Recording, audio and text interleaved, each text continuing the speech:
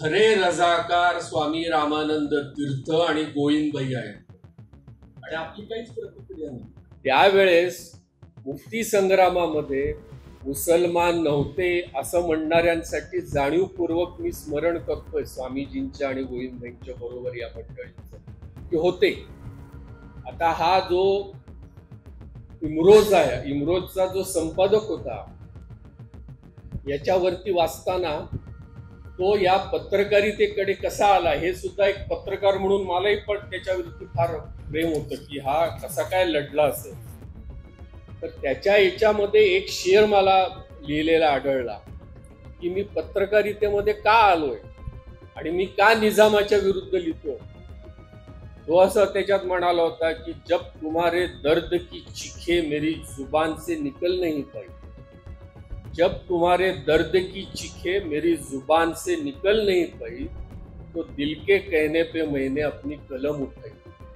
मला पहिल्यांदा वाईट या गोष्टीचं वाटतंय मला आल्या आल्या औरंगाबादमध्ये. सध्या मी काही वर्षांपासून इथे राहत नाही की क्रांती चौकामध्ये आल्यानंतर मला भयंकर त्या स्वामीजींचा जो चौथरा आहे तिथे तो असा उजाड पडलेला आहे गेल्या अनेक वर्षांपासून.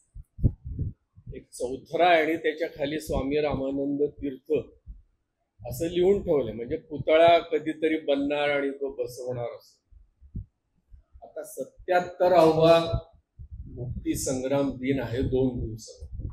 त्याच्या आपण एकमेकांना शुभेच्छा देणार, सगळं होणार, शासकीय पण होणार, काय देवाभाऊ पण येणार, सगळेच येणार.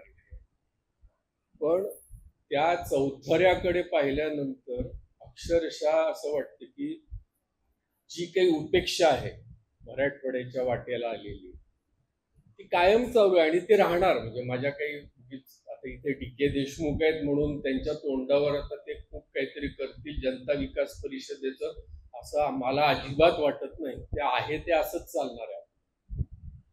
पण हा चौथरा पाहिल्यानंतर माझ्यासारख्याला काही वाटत नाही, आपल्याला काही वाटत नाही, याचं मला दुःख वाटतं आणि असं वाटतं की हे औरंगाबाद आता पहिल्यासारखं काही राहिलेलं नाही. मी औरंगाबाद माझ्या डोळ्यासमोर जे आहे ते 68 पासून, म्हणजे जेव्हा मी मॅट्रिक झालो त्याच्यानंतरचं आहे. आणि मला असं वाटतं हे बदलतं औरंगाबादच्या विषयी परवा मी एका उर्दू याच्यामधला तजुर्बा वाचला होता. एका चांगल्या शायरनी औरंगाबाद विषयी लिहिलं होतं आणि त्याच्यात एक शेर होता आणि त्या बदलत्या औरंगाबादचा आणि आत्ताच्या याचा मी रेफरन्स लावायचा प्रयत्न करतो. कोई हात भी नहीं मिलाएगा जो मिलोगे गले से तपाक से, कोई हाथ भी नहीं मिलाएगा जो गले मिलोगे तपाक से, यह नए मिजाज का शहर है फासले से मिला करो. अशी आपली अवस्था झालेली आहे, काही वाटतच नाहीये कोणाला. त्यामुळे मी या मंचावरचा जरा औचित्य भंग जरी होणार असला तरी मी अशी नम्र आव्हान करेन सगळ्यांना की जर का परवाच्या दिवशी त्या स्वामीजींच्या चौथऱ्यावरती जे एक ठेवलेलं स्ट्रक्चर आहे त्याच्यावर गुंडाळलेलं जे वस्त्र आहे किंवा पडकं असं म्हणा, ते जर का काढलं नाही तर मला असं वाटतं की आपल्यापैकी काही जणांनी जाऊन ते 18 तारखेला काढलंच पाहिजे आणि सांगावंच लागणार आहे सरकारला की आता नाही चालणार आहे. कारण आधीची उपेक्षा काय ती आहेच आहे, ती नाकारता येणार नाही. आता या याच्यामध्ये मला असं वाटतं की आजचं हे जे पुस्तक आहे संन्यासाची डायरी, त्याच्यामधला एक गंमतीचा भाग मला असा जाणवला की पहिली आवृत्ती आली 1976 आणि तेव्हा आणीबाणी होती इंदिरा गांधींनी लादली. त्याच्यामधली पी.व्ही. नरसिंहरावांची प्रस्तावना किंवा स्वामीजींनी काँग्रेस, स्टेट काँग्रेस किंवा काँग्रेस याच्यावरती लिहिलेलं हे जर का त्यावेळेसच्या सेन्सॉरकडे गेलं असतं तर हे पुस्तकच प्रकाशित झालं नसतं, एवढी ठाम खात्री मला होती. आणि त्याच्यामध्ये जे काय म्हटलेलं होतं ते त्यावेळेसच्या सरकारला, इंदिरा गांधींना विशेषतः, किंवा महाराष्ट्राचे तेव्हा जे मुख्यमंत्री होते जे स्वामीजींचेच पीए म्हणून राहिलेले शंकरराव, यांना ते चाललंच नसतं. पण ते प्रसिद्ध झालं. आता दुसरी आवृत्ती जी प्रकाशित होती ती सुद्धा घोषित आणीबाणीमध्येच प्रकाशित होती. म्हणजे हा एक फार मला मोठा गमतीचा भाग वाटला त्याच्यातला. आणि आता मगाशी पण उल्लेख झाला की हे सगळे गांधीवादी होते, मार्क्सवादी पण होते, विशेषतः गोविंदबाईंवरती मार्क्सचा खूप प्रभाव होता. पण आम्ही जे काही केलं ते सांगण्याची काही प्रोप्रायटी आता उरलेली नाही. याच्यावरती ही सगळी पिढी ठाम होती. त्याच्यात माझे वडील पण असतील कदाचित, किंवा भाऊसाहेब देऊळगावकर पण असणार. ते त्यांना वाटतच नव्हतं. आणि मग स्वामीजींनी जेव्हा हे लिहायचं ठरवलं पॉप्युलर प्रकाशनासाठी पहिल्यांदा, तेव्हा त्यांनी जी काही स्टान्स घेतला स्वामीजी, तो स्वामीजींचा स्टान्स आहे. आपण आग्रह करू शकत नाही कोणी कशा पद्धतीने लिहावं म्हणून. पण त्या याच्यामध्ये त्यांनी अतिशय नम्रपणे काही गोष्टी सांगितलेल्या होत्या. म्हणजे त्यांचं गंमत अशी आहे की एका बाजूला संन्यासी आहे आणि दुसऱ्या बाजूला जगातला सर्वात श्रीमंत असा माणूस की ज्याचं टाइम मध्ये त्यावेळेस 1942ला कव्हरवरती जगातला सर्वात श्रीमंत म्हणून कौतुक झालेलं होतं असा निजाम होता, मीर उस्मान अली खान. आणि मला खूप आनंद वाटतो की मुसलमानांचे नावं घेऊन मला त्यांच्या विरुद्ध बोलता येतं. माझा काही अजेंडा नाही कोणता लपवून ठेवलेला, मला कोणताच राजकीय विचार माझ्या बरोबरीचा नाही. त्यामुळे हा जो निजाम एका बाजूला होता आणि दुसऱ्या बाजूला एक फाटका संन्यासी होता, जो एका फकीराच्या सांगण्यावरून या सगळ्या गोष्टी करत होता. आपल्याला सगळ्यांना माहिती आहे, त्यातल्या अनेक गोष्टी माहिती आहेत आपल्याला. मुक्ती संग्रामाच्या विषयी आधीच्या लोकांनी काही लिहिलं नाही, आणि स्वामीजींनी पहिल्यांदा जेव्हा लिहिलं आणि ते प्रकाशित झालं तेव्हा पहिली टीका अनंतरावांनीच त्याच्यावर जाहीरपणे केली होती. आणि ते असं म्हणाले होते की स्वामीजी तुम्ही लिहिलं कमी पण लपवून मात्र खूप गोष्टी ठेवलेल्या. आता हे लपवून ठेवणं जे आहे ते कोणत्या कारणांमुळे असेल त्याचा प्रत्येकाचा आपला एक एक अंदाज त्याच्यामध्ये असू शकतो. आणि अडचण अशी झाली की त्यावेळेस जे हैदराबाद मुक्ती संग्रामातले स्वातंत्र्य सैनिकांचे मंडळ होतं, त्याला कॅबिनेटचा दर्जा होता अनेक दिवस, ते व्हेरीफाय करायचे हा स्वातंत्र्य सैनिक आहे का नाही आणि अनेक गोष्टी. या मंडळींना 1975 नंतर विशेषतः आणीबाणीच्या नंतर असं वाटत होतं की हे कुठेतरी लिखित स्वरूपात यावं, म्हणून ते गोविंदबाईंच्या फार मागे लागलेले होते की भाई तुम्ही काहीतरी करा आणि एकदा आपण उतरून काढलं पाहिजे. आणि स्वामीजींनी जे काही लिहिलेलं आहे ते फारच सभ्यपणाचं झालंय. खूप अनेक गोष्टी अशा आहेत की ज्या आपण रेकॉर्डवर आणल्या पाहिजेत. मग गोविंदबाईंनी त्यांच्या परीने खूप प्रयत्न केले. मग 1980 साल उजाडलं. मग भाऊसाहेब वैशंपायनांच्याकडे ते सांगितलं गेलं की तुम्ही लिहा म्हणून. मग भाऊसाहेब वैशंपायनांनी काही, त्यांना ऍक्सेस होता दिल्लीचा, काही प्रयत्न केले त्यांनी, पण त्यांना काही ते जमलं नाही. आणि ते जमलं नाही म्हणून ते शेवटी अनंतरावांच्या गळ्यात येऊन पडले. आणि अनंतरावांना तेव्हा माहिस्तेनिया ग्रेव्हिस म्हणजे त्यांचा एक डोळा ऑलरेडी तेव्हा गेलेला होता. त्या काळात त्यांनी ते बसून जे काय लिहिलं ते 450 पानं पुढे हैदराबादचा मुक्ती संग्राम म्हणून आला. आणि त्याच्या प्रकाशनाला PV नरसिंहराव आले होते. शारदा मंदिरच्या मैदानात तो सभागृह झाला आणि विठ्ठलराव गाडगीळ पण त्यावेळेस होते. आणि ते दोघेही तेव्हा काँग्रेसचे मंत्री होते. आणि ते असं म्हणाले की जर का मराठीत हे पुस्तक आलं नसतं तर एका इतिहासाला मराठवाडा नाही तर महाराष्ट्र मुकला असतं. पहिलं त्याच्यावरती शिक्का पडला. ते इतिहासाचा जो काही आहे तो 1984ला पूर्ण झाला. आता या सगळ्या याच्यामध्ये भाऊसाहेब देऊळगावकरांनी जे भाषांतर करून सुबोध असं भाषांतर केलंय. स्वामीजींनी इंग्रजीत का लिहिलं वगैरे हा भाग सोडून द्या, पण त्यांचं बहुतेक पत्रव्यवहार जर का आपण वाचला स्वामीजींनी केलेला, अगदी निजामाच्या बरोबर केलेला पत्रव्यवहार जरी वाचला तरी अतिशय पोलाइटली, म्हणजे हिज एक्झॉल्टेड हायनेस असं कायम निजामाला म्हणजे 1948चं शेवटचं जे पत्र आहे त्याच्यातही स्वामीजींनी असा शब्द वापरला. म्हणजे मी तर आर्यतुरेच निजामाला सगळेजण करतो आपण त्याच्यामध्ये, पण स्वामीजींच्या हातून असं कधी झालेलं नाही. म्हणजे हा जो स्टान्स आहे हा सगळा नम्रतेचा आणि विनम्रतेचा जो त्यांनी घेतलेली भूमिका होती आणि त्यांनी जी मांडणी केली त्याच्यामध्ये, त्यांना जसं वाटलं त्यांनी काढलं त्याच्यामध्ये. बालपण त्यांच्यामध्ये आहे, त्यांचे कामगार चळवळीमधले त्याच्यातले अनुभव त्या डायरीमध्ये त्यांनी लिहिले.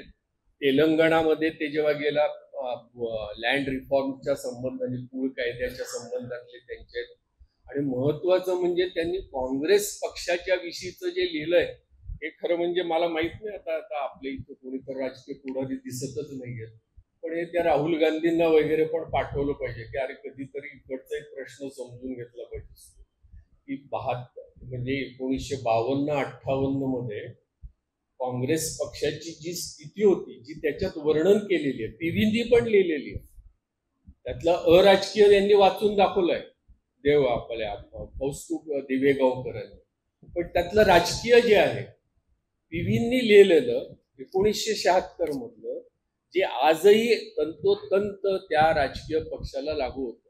एकाच राजकीय पक्षाचा काही विचार करण्याचा मुद्दा नाही त्याच्यामध्ये. आणि हा जो सांगितला पाहिजे हैदराबादच्या मुक्ती संग्रामाच्या संबंधात एक गोष्ट ठणकावून सांगितली पाहिजे की आमच्यावर मीर उस्मान अली खान त्यांनी काढलेला त्याचा राजकीय पक्ष मजलिस इत्तेहादुल मुसलमीन आणि त्याची असलेली लष्करी संघटना रझाकार आणि त्याचा कासिम रजवी यांनी मराठवाड्याच्या लोकांवर अनन्वित अत्याचार केलेले आहेत, हे सांगितलंच पाहिजे. कारण हे सांगितलं नाही तर मी काहीतरी भांड लपवतोय असं त्याच्यावरती येतं. आणि भूमिका घेत असताना हेही तेवढ्या ठणकावून सांगितलं पाहिजे की या संपूर्ण लढ्यामध्ये स्वामी रामानंद तीर्थ, त्यांना मार्गदर्शन करणारे महात्मा गांधी आणि स्वामीजींनी जे माणसं उभे केले अनेक जिल्ह्यांमध्ये मराठवाड्याच्या, मग ते नांदेड मधले असो, परभणीतले असो, बीडचे असो, किंवा औरंगाबादचे असो, जालन्याचे असो, हिंगोलीचे असो, यांनी प्रत्येकाने त्यागाची परिसीमा गाठलेली होती. एक एक जर का कहाण्या त्याच्यामधल्या सांगितल्या तर थरकाप उडेल अशा गोष्टी होत्या. आज 14 सप्टेंबर आहे. माझ्याकडे एक रेकॉर्ड असं मला सापडलेलं होतं की ज्याच्यामध्ये 12 सप्टेंबर 1948ला कासिम रजवी औरंगाबादला होता, म्हणजे 77 वर्षांपूर्वीच सांगतोय मी तुम्हाला. आणि आपण ज्या ठिकाणी आहोत याच्या जवळचं ठिकाण होतं आता बलवंत मोफत वाचनालय. बलवंत मोफत वाचनालयाचं पण एक मोठं योगदान आहे आपल्या औरंगाबाद शहरामध्ये. तिथे तो उभा होता आणि तिथून त्यांनी सांगितलेलं होतं की अगर स्वामी जी के बगल बच्चे कर आएंगे और झंडा फड़काने का अगर वो कोशिश करेंगे तो यहाँ कत्ले आम होगा, सरे आम होगा. स्टेट टॉकीज मध्ये तिथे त्यांनी सांगितलेलं होतं. आणि याच्यानंतर हे अरविंद वैद्य मराठवाडा दैनिकात संपादक होते, त्यांनी मला दुरुस्त केलं कारण मी त्यांच्या हाताखाली होतो. ही गोष्ट जी आहे हे झाल्यानंतर काय व्हायला पाहिजे होतं की या झाल्यानंतर लोक बाहेरच निघायला नको, पण तसं झालं नाही. नागोरी काका नंतर माणिकचंद पहाडे हे जे स्वातंत्र्य सैनिक होते हे आले आणि त्यांनी करायचा तो सत्याग्रह केलाच होता. या ज्या आठवणी आहेत या थरकाप उडवणाऱ्या आहेत. त्याच्यामध्ये अगदी मला एक अजून आठवण सांगितली पाहिजे की ज्याच्याशिवाय पूर्ण होणार नाही. राजूरकरांनी त्यांच्या प्रस्तावनेत ती लिहिली आहे, पण त्यांनी ती पण शांतपणे लिहिलेली होती. शोएबुल्ला खान नावाचा पत्रकार होता, इमरोज या साप्ताहिकाचा, आणि या साप्ताहिकामधनं तो निजामाच्या विरुद्ध आणि रझाकारांच्या विरुद्ध मुस्लिम असूनही लिहित होता. हे महत्वाचं. पण आपलं पण बघण्याचा दृष्टिकोन असा आहे ना की हा मुसलमान आहे, मग हा कसं काय निजामाच्या विरुद्ध लिहिणार. पण इमरोजचा साप्ताहिकाचा जो संपादक होता तो लिहित होता आणि त्याला वॉर्निंग दिलेली होती कासिम रझवीने की हे तू थांबव म्हणून, पण तो काय ऐकायला तयार नव्हता. आणि त्यांनी 20 ऑगस्ट 1948 मध्ये, म्हणजे आपण तेव्हा स्वतंत्र झालेलो होतो, तेव्हा त्यांनी एक पीस लिहिला होता, फ्रंट पेज पीस. त्याच्यात त्यांनी निजामाचे कान पिळताना असं सांगितलं होतं की तू जर का कासिम रझवी आणि मजलिसे इत्यादुल मुसलमिनला आवरलं नाही तर तुझा अंत निश्चित आहे, हे तू समजून घे, असं त्यांनी ठामपणे लिहिलं होतं. आणि हा सायकलवर जात असताना सुलतान बाजार आणि बेगमपेठच्या मध्ये, जिथे दारुल सलाम MIMचा आजही असुद्दीन ओवेसींचं ऑफिस जिथे आहे हैदराबादला, त्या सलामच्या समोर 21 ऑगस्ट 1948 ला हा सायकलवरनं जात असताना त्याला 100 रजाकारांनी घेरलं आणि हा कासिम रझवी तिथे होता आणि त्याला असं म्हणाला, हे मुदीरे आला, म्हणजे संपादक, हे मुदीरे आला, क्या बहुत लिखता है तू, हमने तुमसे कहा था कि अगर तूने कलम नहीं रोकी तो हम कत्ले आम नहीं तो तुम्हारे हाथ कलम कर देंगे. आता हा जो इमरोज आहे, इमरोजचा जो संपादक होता, याच्यावरती वाचताना तो या पत्रकारितेकडे कसा आला हे सुद्धा एक पत्रकार म्हणून मलाही पण त्याच्यावरती फार प्रेम होतं की हा कसा काय लढला असेल. तर त्याच्या याच्यामध्ये एक शेर मला लिहिलेला आढळला की मी पत्रकारितेमध्ये का आलोय आणि मी का निजामाच्या विरुद्ध लिहितोय. तो असं त्याच्यात म्हणाला होता की जब तुम्हारे दर्द की चीखे मेरी जुबान से निकल नहीं पाई, जब तुम्हारे दर्द की चीखे मेरी जुबान से निकल नहीं पाई तो दिल के कहने पे मैंने अपनी कलम उठाई, असं त्याचा त्यावेळेस म्हटलेला होता. एवढा ताकदवान होता. मग आता इमरोजचा संपादक तो पण लिहितोय निजामाच्या विरुद्ध. आमचे कॉम्रेड मोइनुद्दीन हे तर नावाजलेले इन्कलाबी शायरच होते.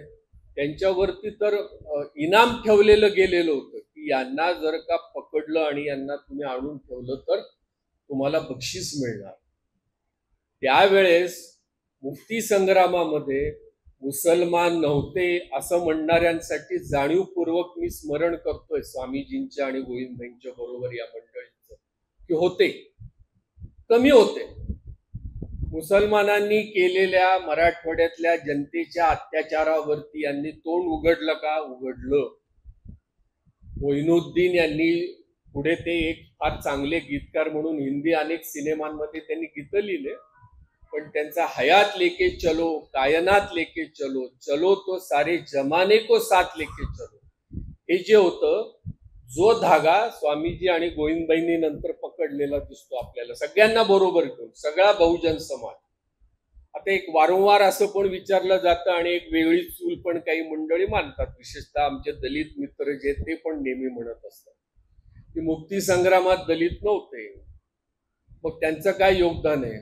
असं नाही, होतेच प्रत्येक जण. मग असं म्हणालं तर उद्या सगळे म्हणतील की मुक्ती संग्रामात अमुक जातीचे कुठे होते, हिंदूंमधले होते का? मुक्ती संग्राम जसं यांनी सांगितलं की गांधीजींनी सांगितलं की तुम्हाला माणसं घडवावे लागतील, आणि स्वामीजी आणि गोविंदबाईंनी एक मोठी फळी तयार केली, आणि ही फळी जी आहे हीच मराठवाड्याचं खरं शक्तिस्थान. प्रत्येक जिल्ह्यामधलं कोणी घ्या तुम्ही, अगदी लातूरच्या, आता अतुल समोर बसल्या म्हणून मला चंद्रशेखर बाजपेयींचं एकदम थेट नाव आठवलं. असे अनेक जण आहेत आणि या प्रत्येकाने जे काही योगदान दिलंय त्याच्या आपण पासंगाला सुद्धा आता राहू शकत नाही. आणि इतक्या गमती जमतीत विलक्षण. आता यांनी सांगितले की सामाजिक त्यावेळेसचं वातावरण होतं. अहो मला आशाताई वाघमारे आठवतात. वयाच्या 18व्या वर्षी, म्हणजे साधारणतः 1922 ते 23 मध्ये अक्रू वाघमारेंचं, जे आशाताईंचे मिस्टर, म्हणजे त्यांचे अक्रू दादा, आम्ही आमचे संस्थापक मराठवाड्याचे, त्यांच्या विवाहाचा प्रस्ताव आलेला होता. तेव्हा स्वामीजींनी सांगितलं की एक विधवा, बाल विधवा औरंगाबादला आहे आणि तिच्याशी जाऊन तू लग्न करावं. केलं अक्रू वाघमारेंनी सांगितलं. महाराष्ट्रात केव्हा बालविवाह घडला असेल नसेल, पण मराठवाड्यातला पहिला विधवा बालविवाह तर श्रेय आशाताई वाघमारेंना आणि अक्रू वाघमारेंना. रिफॉर्म्स आपण ज्याला म्हणतो, स्वामीजी आणि हे सगळी मंडळी याच्यामधली होती. त्याच्यामध्ये बाबासाहेब परांजपे, सिंधू त्यांच्या बरोबर. आणि अजून एक गंमत सांगतो, आणि रोमॅन्टिक पण होते सगळे स्वातंत्र्य सेवक. मला एकदम आठवलं की नागनाथराव परांजपे, आम्ही त्यांना नागनाथ काका म्हणायचो. त्यांच्या लग्नाचा किस्सा असा आहे की ते लग्न पाहतं, म्हणजे एकदम हँडसम होते, देवानंद सारखे दिसायचे. आणि आम्ही त्यांची खूप चेष्टा करायचो घरी यायचं तर. ते असं म्हणायचे की मला लग्न करायचं नाही त्यावेळेस. आणि एकदा त्यांनी सांगितलं की हो मला लग्न करायचंय, पण उद्या जी पहिल्यांदा दिसेल त्या मुलीशी करणार उठल्याबरोबर. त्यावेळेस तर सांगितलेलं असं होतं, कदाचित गुरसाले सरांना पण माहीत असेल की या सगळ्या स्वातंत्र्य सैनिकांची त्यांना माहीत होतं की यांचं ताराबाई आपटेंच्या बरोबर काहीतरी आहे, अफेअर आहे. माहित होतं सगळ्या स्वातंत्र्य सैनिक. यांनी ताराबाई आपटेंना जाऊन आणलं आणि सकाळी दरवाजा उघडल्याबरोबर समोर उभं. असे पण स्वातंत्र्य सैनिक. मुळात क्रांतिकारक हे रोमॅन्टिक असतात, म्हणूनच तर क्रांती होत असते. सूत्रच आहे त्याच्यामध्ये. असे सगळे असताना सुद्धा या ज्या काही अत्याचाराच्या गोष्टी होत्या, आता हे सांगितलं पाहिजे की माझ्याकडे आकडेवारी की 3.5 लाख एकूण सत्याग्रही या पूर्ण 1938 ते 1948च्या काळामध्ये ऑन रजिस्टर्ड नोंदवले गेलेले होते. 292 जण शहीद झालेले होते ऑफिशियली ऑन रेकॉर्ड. रझाकारांनी मारलेल्या हिंदू मंडळींची नोंद नाही. आणि 48 नंतर जो काही बॅकलॅश आला लष्कराने आणि काही हिंदूंनी, काही ठिकाणी जी उलटी सूड घेतला, त्याच्यामध्ये पण मारले गेले. आता त्याच्यामध्ये मारले गेलेल्यांचा एक सुंदरलाल समितीचा अहवाल, जो आमचे ओवेसी, आमचे जे मित्र, माझे मित्र नाहीत पण ते सतत काढत असतात की तो गुप्त अहवाल आहे, अमुक आहे, पार्लमेंटने दडवून ठेवला अमुक. या 24 पानाच्या अहवालामध्ये सुंदरलाल समितीने जे काही या गावांना गेले त्या गावांना गेले, हा अहवाल रेकॉर्डवर आलाच नाही. आणि वल्लभभाई पटेलांनी नेहरूंना ठणकावून सांगितलं होतं की हे तुमचं अनधिकृत आहे, हे ऑन रेकॉर्ड येत नाहीये, तुम्ही काही त्याला, आम्ही काही कॅबिनेटने डिसिजन घेतला नाही, तुम्ही परस्पर कोणाला तरी पाठवलं आणि तुम्हाला जे पाहिजे होतं ते करून घेतलं. अशा दोघांमधला वाद होता. त्याच्यामुळे या डॉक्युमेंटला ओवेसींपुरताच आपण पाहायला पाहिजे, त्याला काहीच अर्थ नाही.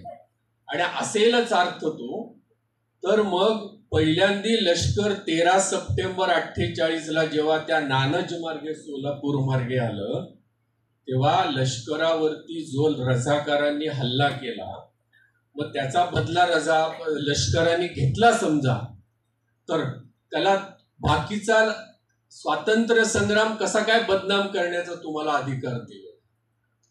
मला वाईट या गोष्टीचं वाटतं. आणि मी त्या औरंगाबादच्या विषयी जे बोललो त्याचं कारण असं सांगतो की नेहरू भवन मध्ये काही वर्षांपूर्वी येऊन हैदराबादच्या मुस्लिम पुढाऱ्यांनी, आणि त्याला काही तेलंगणातले पण हे 2 पत्रकार तेव्हा माझ्या बरोबर होते तिथे समोर बसलेले, ते साक्षी आहेत, त्यांनी असं विधान केलेलं होतं की खरे रझाकार स्वामी रामानंद तीर्थ आणि गोविंदबाई आहेत. आणि आपली काहीच प्रतिक्रिया नाही.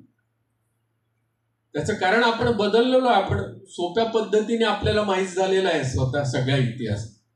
भारताचा स्वातंत्र्य संग्राम जेवढ्या गुंतागुंतीचा नव्हता, त्याच्यापेक्षा 100 पटीने पावला पावलावर इथे सत्व परीक्षा होती स्वामी रामानंद तीर्थ आणि त्या नेतृत्वाची.